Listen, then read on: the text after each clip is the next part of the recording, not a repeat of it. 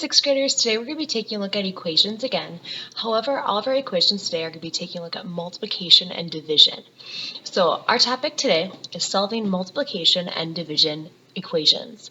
Now, very similar to yesterday where we did our addition and subtraction, we're going to be looking at what's called the inverse operation. When we talk about inverse operations, that's the opposite operation. It's going to undo whatever it is that we're doing. So if you have a multiplication problem, we're going to use the inverse operation, which is division, to solve. Same thing if we have a division problem, we're going to use multiplication to solve. So those two work together as inverse. Now remember, our goal is to get the variable by itself. So every single time we want to get that variable by itself on the one side of the equal sign. Today we're going to be taking a look at multiplication and then division. Our first one, 8y equals 56. Now, very first thing I want to point out, there's quite a few people that were putting y8 on their last assignment. You guys, if you're multiplying those together, it does have to be the number first and then the variable. So it's 8y. So if we're taking a look at this one here, it's a multiplication problem. Now, you might be able to look at that and be like, okay, 8 times what gives us 56? You might know that off the top of your head. That's great. You probably should know that off the top of your head, but I'm going to show you how to do this one quick. It's a multiplication problem, so we're going to do the inverse. So we're going to divide by 8. If we divide on 8 on this side, now y is by itself. However, whatever we do on one side, we have to do the other side as well. So we're going to divide that side by 8 as well. Y is going to be equal to 7. Now, on your sheet, you guys, it's going to be another form like yesterday. You're just going to write down 7 as your answer. I'll be right back. Sorry, I had to go put a crying baby to sleep. All right, so on to our next one. Here we're going to be having quite a few problems that have decimals in the problem as well. So here we have 1.6 times x equals 80. Now we need to do our inverse operation. So to solve, we need to do some division since it's a multiplication problem. Here, we're always going to be taking the number that's next to our variable. That's the number that we're going to be multiplying or dividing. So here, since we want to get x by itself, we're going to do the opposite. We're going to divide by 1.6. That cancels this part out. So now x is all by itself over on this side.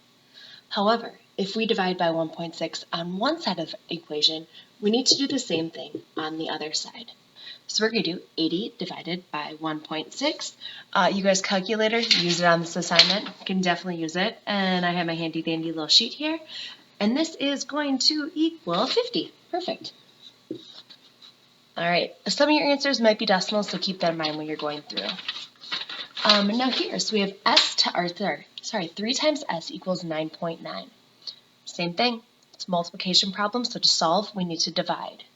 We want to get s by itself, so we're going to divide by 3. That gets rid on that side. We're going to divide by 3 on this side, and s is going to equal 3.3. Okay, so those are all of our multiplication examples for today. If it's a multiplication problem, we're going to divide to find that answer. Remember, we want to get our variable by itself. All right, let's take a look at a couple other examples. Let's do u divided by 8.7 equals 12. Here we have a division problem, so we need to multiply. We need to do the inverse to find our answer. We want u by itself, so we're going to multiply by 8.7. That gets rid of that. If we multiply by 8.7 on that side, we have to do the same thing on the other side. And u is going to be equal to 104.4. Okay, our next example, let's take a look at this one.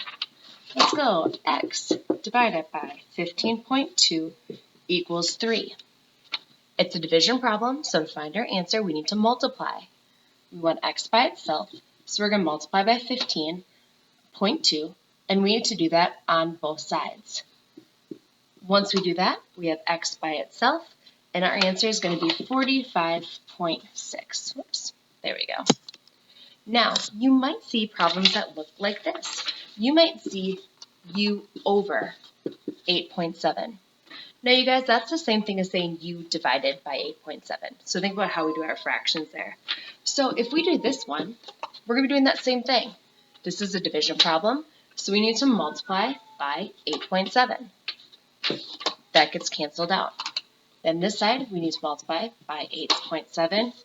And u is going to equal, oh shoot, did I give the wrong answer? Oh, we already did that one. Meh, that's okay. Same one up here, just showing it a different way here. So we have 104.4. So you might see it across as u divided by 8.7, or you might see over as well. For your assignment, you guys are going to be having a form, so you're going to be filling it out. For your answer, you can simply write your number. Even if it's at a decimal, you should be writing that decimal answer. And I have a crying baby upstairs again, so I will talk to you guys later. Bye.